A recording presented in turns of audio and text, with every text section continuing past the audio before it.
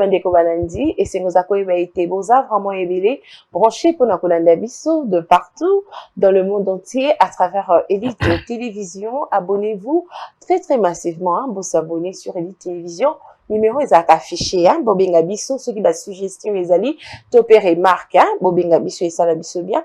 Na grand lisolom connaît lelo, Nazanga Mouroté, je suis avec mon invité. Lui, c'est Sélé Kanangila. Avec lui, on va parler actualité politique. Mbote Ndeko Sélé Kanangila. Mbote Mama Vanessa, Mbote Belé na Batnion Bazali Kotala Bisso à travers le monde. Et ça toujours essengo ya koyeba que na carnet na okombonanga izalaka à tout moment qu'il y a une question importante au pays. Obingisaka nga pona ko kopesa yanga makanisi za ponanga esengo makasi. Et donc na pesio merci na ba technicien nyonso na pesi merci na bana Congo nyonso. OK, merci beaucoup Sélé Kanangila asala pembeni ya ministre ya urbanisme. Ngai na sa pembeni te. Vous avez rappelé Nazaraka journaliste donc mais nazo observé. Naza journaliste naza analyste politique mais j'observe quand même comment la société ezali ko fonctionner. Na nazali ko sala la mboka, na nazali ko sala la mboka te, na nazali ko sala mosala malamu, na nazali ko sala mosala malamu. OK, devait cela garanti 3 mois. Tout le monde qui ministre de l'urbanisme et habitat plus moi bilou a bêti c'était les cambouis à 3 mois mais ils ont exécuté jusque là bah tout bazo 50 ba garantie bah 10 mois bah 6 mois mais 3 mois on a et ils ont vraiment exécuté. D'abord je commence par vous dire que Ekosa l'a exécuté parce que et le Congo décision on a isa décision ya plus moi bilouté. Eza loi oyo balobi loi ya bo à loyer ezala qui promulguée depuis 2015. Et donc après promulgation ya loi wana il fallait qu'on soit ce qu'on appelle les mesures d'accompagnement. Ça n'a pas été fait na ba ministre Moussous Baleka wana tant que mwana mboka plus mabi loyer alobi mibeko état des droits il faut ko tosana na mibeko ya mboka na yo. Alobi mibeko minene ezalaka te mibeko mike ezalaka te mibeko nyonso mibeko basala yango po ekoka ko kamba ko soutenir mboka. Et donc yango moni azui parmi ba mesure na ya minene azui décision ya que ba faire appliquer la wana mbongo garantie locative et les 3 mois té. Ezala ko les 3 mois té ezala kapé moké na 3 mois té ezala kaka ya 3 mois parce que mibeko le bongo. Décision wana bazui yango pona nini po boko ko soulager mabota oyebi ke les loso tel na Kinshasa par exemple madame Vanessa okomona ba jeune ebelé jeune à 30 ans 25 ans 4 ans azola na salon papa na yeto ya mama na ye susupe omoni basangeli mwa ndako moko boya moke baza soki 10 babimaka wana soko landeli bango bien oyoka ke problème ya kofuta ndako zana ils s'opposer pendate parce que un mois moto ako travailler ayebi ke na soka moi il faut futa ndako ya batu mais problème ya garantie comme on a oya teli 10 mois oya teli 6 mois oya teli 12 mois et donc moto nyonso oya zotia garantie plus de 3 mois aza ko violer mibeko et ce que otangi ko tuna la wana ezana ba sanction o eza prévu et donc moi na mboka plus mabila lobby Congolais to samibeko ya mboka na o état de droit yango wana garantie locative il faut esa ezala kaka ya 6 mois yango moni batubele bazali ko sepela na loi wana c'est vrai que ezana batumuke kaka batu oyo bazolinga te mboka na biso e koka ko décoller oyo bazali neti bazali ko bouder mais la loi est dure c'est la loi je pense que plus mabilu alobi état des droits yango wana il faut totosa yango mais est-ce que réclamation ce qui peut-être comme takio lukanda ko mais ba obligé pas bailleur nae afuta 10 mois afuta so OK vous réclamer en pas nani parce que déjà ebanda depuis 2015 de utai koloba depuis 2015 mais jusque là non yebisa o que ezana ba bailleur bonzo kaka. Non, mais la émission que depuis 2015, effectivement, vous avez raison. Depuis 2015, qu'il fallait, après promulgation, alors on a besoin ce qu'on appelle les mesures d'accompagnement. Comment bakosa la pour que l'on ait à la respecter. Et ça n'a pas été le cas. C'est tant que plus mobile loyer na ministère wana ndé asali que respect et alors on a à la combat parmi ba combat naie. Et donc aujourd'hui, ce que otangi là on a na uti koloba loi ya 015 je crois il y a 2015 na kati kuna l'état à prévoir bas sanction l'état à prévoir rôle oyo mutu na mutu faut asala akokisango de manière à ce que décision wana ezala respecter ce qui n'est yo OK ko lukanda mutu ayebisio que il faut pesanga garantie à 6 mois il faut que dans la justice Il faut qu'il y ait la maison communale, qu'il y ait une association. Non, mais ils ont contre la loi, ils ont violé la loi. Les sols et les sous-sols appartiennent à l'État. Ils ont dit que ceux qui ont sommet le pan, mabélé comme non, mabélé, ils sont à l'État. L'État est lobby, tout ça la boy. Ils ont dit pour le pan, ils ont yo, au commis makasi koleka l'État, ils ont un sens de. L'État est lobby, garantie locative, 3 mois, pas plus, pas moins. Et donc, il faut que babayeur ba comprendre ba na bon sens ya comprendre ngo mais il faut que ba locataire pe ba yeba ke bazana ba droit na bango bazana l'état bazana mibeko na mboka na bango il faut que respecter bango ba agent o bazo landela vraiment dossier wana bien kobanga te mwana mboka plus mabilo azui na yebisio ke azui mokano ya ko faire respecter lo wana ba mesure kalate ekozwama bokomona ndenge makambo ekosalema lo wana ekozala respecter parce que mokonzi ya mboka ayebisi que alobi que chaque ministre a sala état des droits na secteur na ye état des droits ils ont respecter mibeko yango to lobi mibeko to sana yango respect na yango nde pozaka biso problème mais so vous en ministre azo bunda pour que mibeko ezala respecter je pense qu'aza quand même montu ya ko soutenir parce que depuis au moni depuis azawana ezalaka makambo ya garantie locative te les appels makambo banda ko l'état batu babotola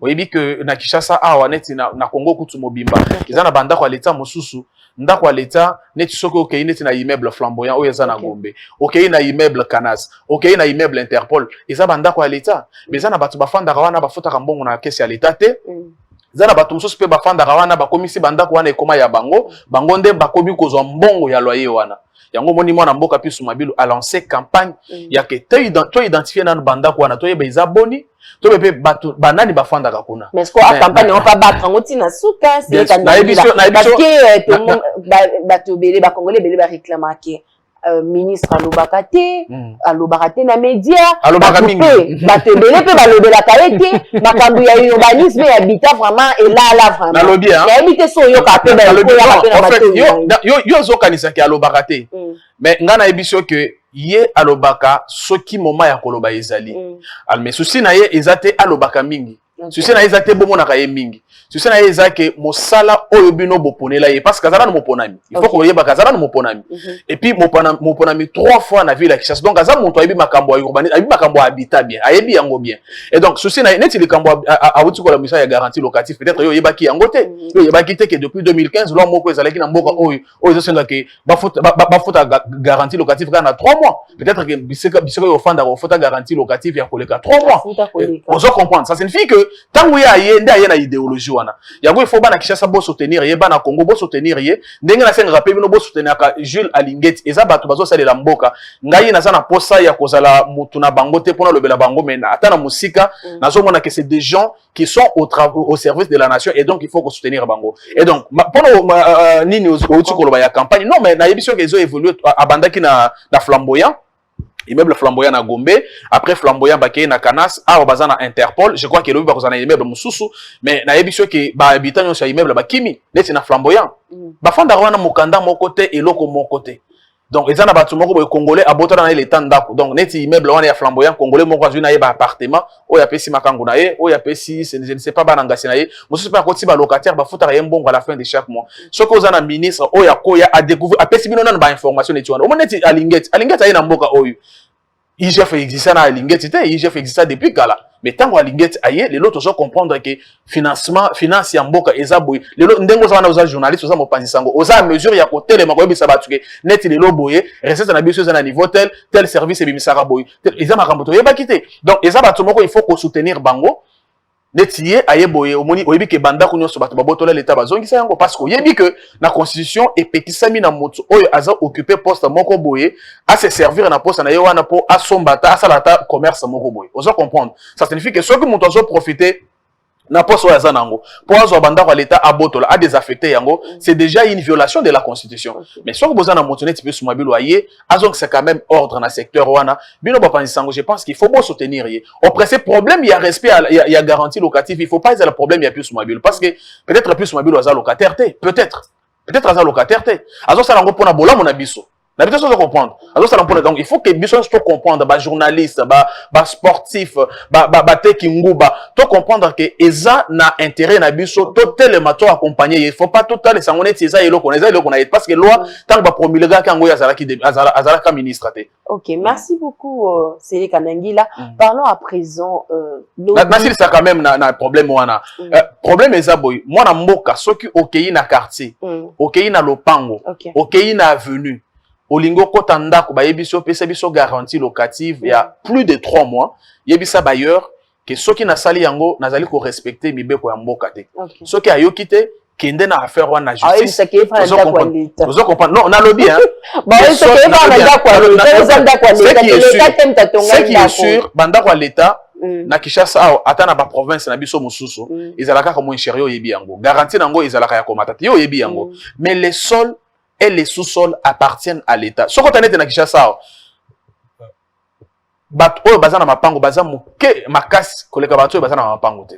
Vous allez comprendre. Mais mapango wana basombi yango na mapatate, basombi yango na mabele à l'État. Donc l'État mukolo mabelende à lobby pour besoin de l'ordre parce que le peuple d'abord est appelé congolais afanda na ndako o esengeli afanda. C'est ça le peuple d'abord aussi. Donc on a mboka plus mabilu na aza comme aza parmi bato oyo bazali ko accompagner mokonzi mboka de manière à ce que bana Congo ba sepela azui mokano wana. Je crois que bientôt là on va parce qu'il faut pas signer arrêter moko arrêter interministériel pour que bako kokotia en place les mécanismes d'application il y a des gens et je pense que moto aliboso oyo akosala ke mobeko wana ezala respecter eza congolais nyonso eza kinois nyonso. Merci. Bailleur, locataire, courtier immobilier voilà. Okay.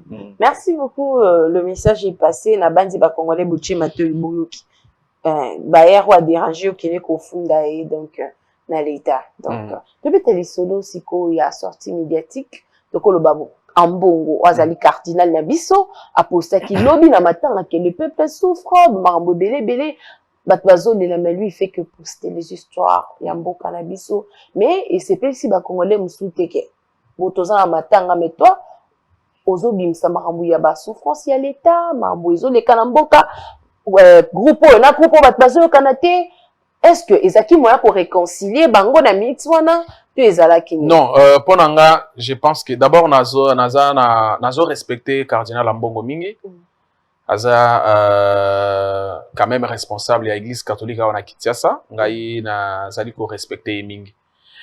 Mais nalandaka tango abatiaka ye cardinal nalandaka sortie médiatique na ya liboso alekaka na RFI.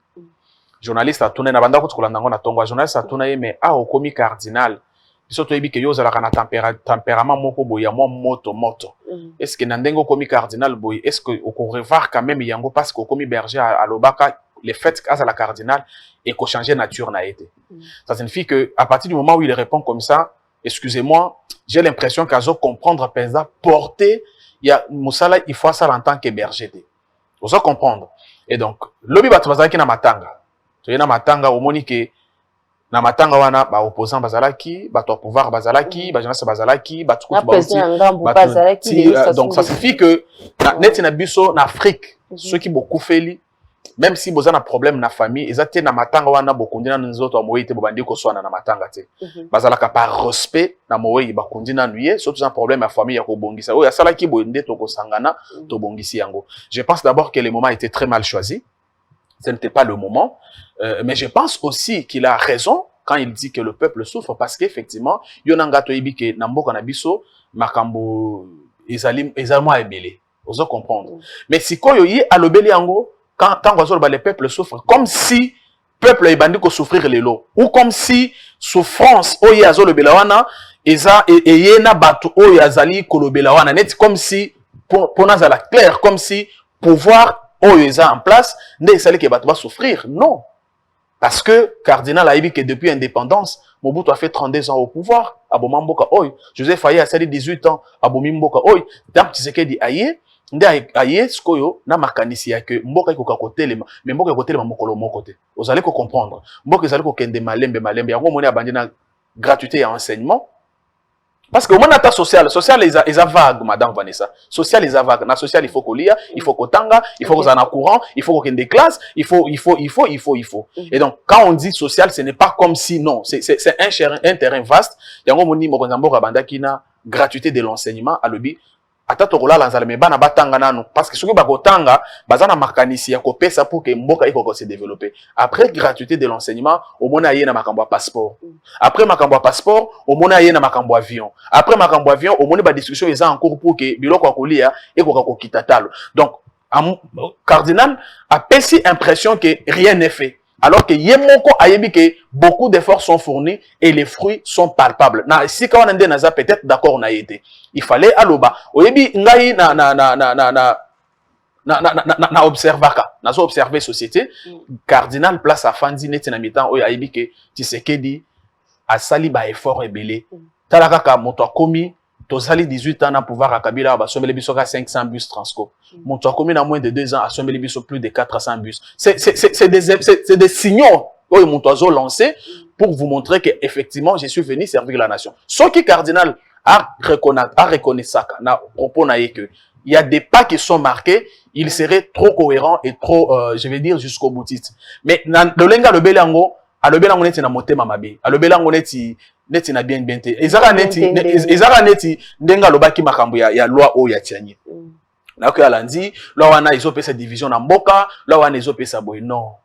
Moi ngai na kosenga na cardinal ezana makambo mususu akoloba te en tant que berger parce que na loi wana ezana batu mususu ba se reconnaissaka na ye basali yango, ezapena batu mususu ba se reconnaissaka basali yango te. En tant que père, il peut pas faire des sorties médiatiques comme ça. Mais tant qu'il y a zobo ya que loi wana ezalo izo exclure batu mususu cardinal a ye awat. À l'objet qu'il y a une école catholique, pourtant qu'il s'appelle il faut à la catholique. À exclure Batumoussous. À exclure Batumoussous. Cardinal a bandé ko critiquer Bato Kabila qui bazo piller mboka mais tu vois que bango azo réclamer bango cadeau la kakaye na stade de martyr. Mais cadeau wana motoka wana so ba pesi soka linga mboka ko côté kango apesa tambongo na babolo oyo bazaka na église. Ça signifie que soki to na débat wana eza makambo bela ko sala. Moi je pense que le cardinal est une personnalité sérieuse, importante, influente dans notre pays. Ce qui a joué rôle wana ya ki berger, ya ki rôle wana social. Parce que je ne peux pas comprendre que cardinal a dénoncé que le peuple a souffrir, alors que gratuité et ya oyebi que na école catholique c'est les écoles les plus chères na Congo. Et oyebi que ceux qui y a battu ba combattre gratuité ça bande ko na biso ba catholique. Donc biso toza kunate. Ceci na biso ça que Tshisekedi azana makanisi bien Tshisekedi azobunda mais akuti mboka na état nini. D'ailleurs, il fallait qu'encourager na ba effort à sali jusqu'ici. Oya lelo toza que monto ayibi mbongo à l'état bakangie monto ayibi mbongo à l'état toyibi quand même que dossier te lelo tozo beta masolo bukangalozo mbongo na biso kendaki bo. Est-ce que dossier bukangalozo e banda lelo depuis dossier bukangalozo e banda cardinal zakaka na mboka oyo. C'est ça, c'est comme que mbongo ebele et que la projet Bukangalonzo et pesi nango pe biso ba résultat bien té. Attaque jusqu'à présent, to le bete que matata yibi, to le bete ka yibité. Mais tu dis quand même qu'il est un acteur principal dans le dossier wana. Yango nga nazo soutenir que justice et ça la musala na yango pour que toye basoki na nazo ka mbongo wa Bukangalonzo. Wana za ba effort, o tiseke da yedango na cadre ya justice indépendante. Donc c'est des efforts alloués que de parler comme si rien n'est fait. Mais si qu'on a tuna oyo batebele balu bakayango ba o balinga chef de l'état to babu ba réalisation chef de l'état belé parce que toto za ba hypocrité chef de l'état salima mo belé na tant mutie mais ba balobela ngote ba zo ka mabene eza politique à moteur mabe au moins na Kinshasa eza donc le passeport ça qui donne ça 50 de ça 50 non pas 50 le passeport est à $9 $9 $9 passeport. Non, ça va n'accéder à saler logote. Gratuité de l'enseignement, année en go ici. Bah, on va faire l'examen d'état. C'est que d'assez gars logote. Plus de 400 bus à son dans moins de 2 ans, alors que pendant 18 ans, c'est que d'assez gars logote. Sont des moutons à saler et logote. Basé là, on a saler et logote. On a score politique à monter. Ça, ce n'est plus la politique, en fait. Il y a un moment où cardinal, quand on zoloba, il fallait pas le baquet. Tout le monde quand même bateau, tout canissa qui est basé à batuminen. Basé na problème na justice batindele ban quand même invitation bakay ba répondre après moto apesi makanisi na ye état des droits yango wana mais na elobel na ye on dirait eloko moko te salemi epesi impression qu'il y avait un souci de nuire et c'est pas bon. Ok, merci beaucoup, c'est Kanangila. Matata Ponyo, to le Bernon di Kambwana, a seni prière, hein, bon de la Ponae, parce que à Saliba test, à mon cas empoisonné. Zamba Sungaye, ce cas empoisonné, Zamba Sungaye, poison et un meurtre. La vie humaine, elle est sacrée. Bisotoko sepelate que moninga azo alikama. Mais si ko temps on a zali kota la ndenge société à Congo et fonctionnaka, ndenge politique à Congo et fonctionnaka. Politicien au Congo ce que linga zo poison. Abela bandako sanza makila, akoma boye boye faut tirer na justice. Ce cas au kangie na tongo, abandiko sanza makila na poko. Ce cas au bimisie na poko na makila katani. Vous comprendre. Ngai, en fait, tant on a besoin réfléchir, bon, on a besoin de makamwana, oui, les politiciens belé à violer ceux qui ont kangé parce que na Congo mikolo ezaka ceux qui montent à ibi, ceux qui montent à violer, ceux qui montent à violer mobeko. Ceux qui kangé commis acharnement et commis ceux qui ninyango népotisme ndenge ba verbe na bino bato français bozo bimisa mikolo biso bato tanga bien te.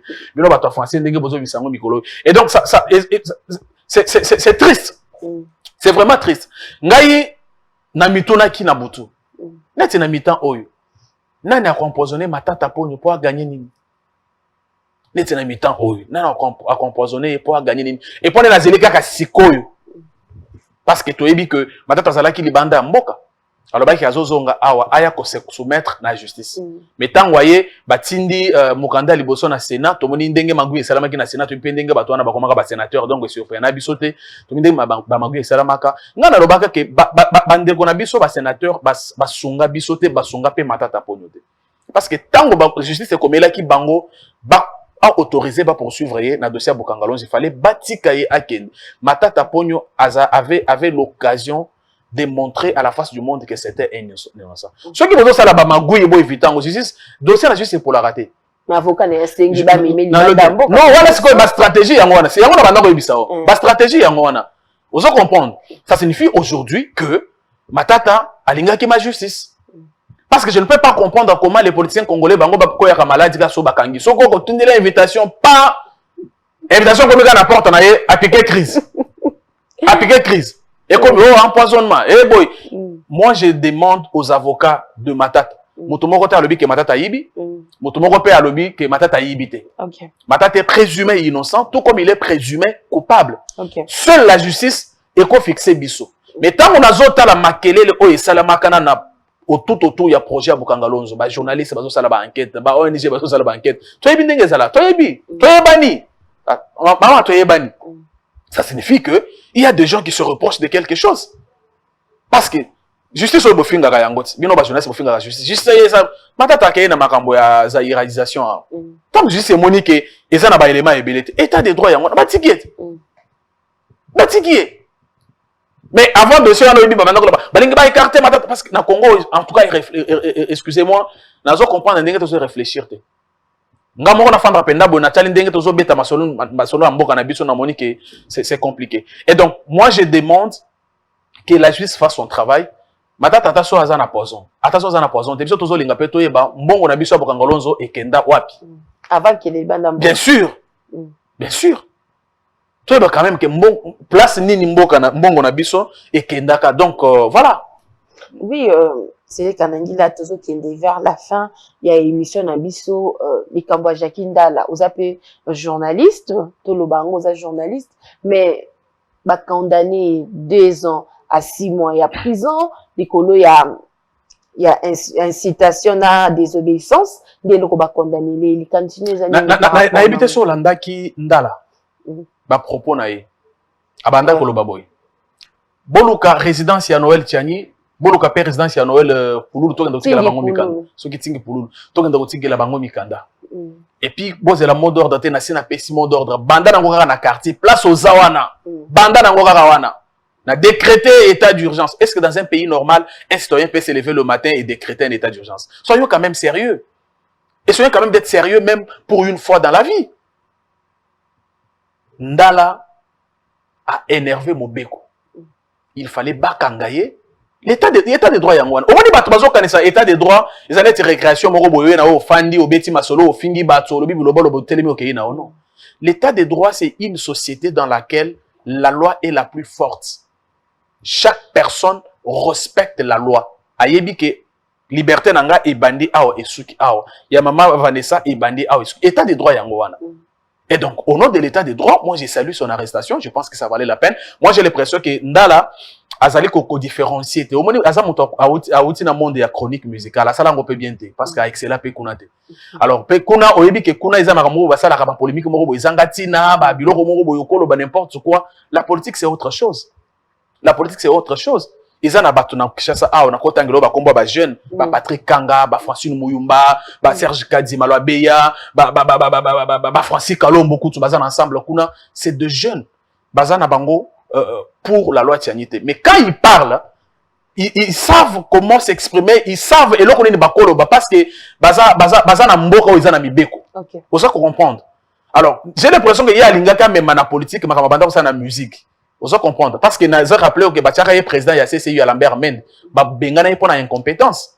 En principe, Ndala n'a pas le profil pour être président d'une ligue des jeunes. Absolument pas. La ligue de jeunes, c'est pas, non, moi je veux dire, c'est un cadre où il faut informer les jeunes et encadrer bango apprendre à bango ba valeur les devoirs citoyens pour na kokanga mboka yango mona batoneti ba Patrick Kanga bazalaka ba conseiller ya Kabila bazalaka ba conseiller ya Ilunga Kamba, c'est des jeunes excellents ba Francis Kalombo ba Francine Muyumba bazaba to oyonga peut-être na zalaka penda d'accord na bangote, mais je constate et je suis dans l'obligation de l'accepter que c'est de jeunes qui savent ce qu'ils font dans le respect des lois du pays. Et donc on ne peut pas penser que parce que ceux qui président la Ligue des jeunes, tu peux tout te permettre, non, je pense que ça, ce n'est plus l'état des droits. Ça. Et si nous avons besoin de l'état des droits, il faut saluer ce que la justice a fait. C'est ça même justement qui s'appelle l'état des droits. Jacqueline dans la bakangie parce que, entre guillemets, abanda ko s'opposer na loi Oichani à lobby que pour comme président ya mboka, au kamamboka, il faut à la Congolais, au botamina papa na maman na ba Congolais. Alors, alobi que lors wana basali yango po balingi balongola Moïse Katumbi na course, mais c'est faux et archi faux parce que ceux qui autangi deuxième lettre ouverte à Jean-Claude Muyambo sur Moïse Katumbi azobetolo masolo ya ke bakangaka minéré ya Jekamine na Zambie bakangi yango balobi que il faut Jekamine afuta Zambie moko mbongo na ye et puis Zambie wana azalaka Moïse Katumbi. Ça c'est Jean-Claude Muyambo qui l'a dit. Ça signifie que si cela est vrai, comme nous savons tous que Moïse est d'un père juif, franchement, Moïse n'est pas concerné même par la loi. Lui, il n'est congolais ni des pères ni des mères. Okay. Vous comprenez? Aza congolais attend à parent mon côté. Si on s'en tient dans Makambo, oh Jean-Claude Muyambo lobi la lettre on est dans Google sur aussi sur Betango, la lettre en fait Jean-Claude Muyambo intitulée en gros sa part de vérité. Donc ma part de vérité. Et donc pour nanga débat où il y a verrouillage et accès na présidence et na ba fonction sous la souveraineté et tali Moïse Katumbi. Mais est-ce que Félix Tshisekedi dans combat Félix Tshisekedi a respecté qui était accord il y a une Vital Kamerhe pour la 2023 a mimi na boloko Félix Tshisekedi a commis sous compte Moïse Katumbi Kamela Samba qui sont Stolanda procès à l'enquête télévisée. Il y a donc ça coincé ba candidat na 2023. Vital Kamerhe bolobaki pe na dossier balobaki ya za réalisation alingaka écarté matata mon justice c'est lavé matata. Wana boloba ngoli susté. En fait on est biloba loba. Kamerhe procès à l'enquête télévisée. Yo tonanga au procès. Oyoka pe que non na période wana ya procès ya mbongo wana ebongaki ba compte mama ami des alaki ya kotonda.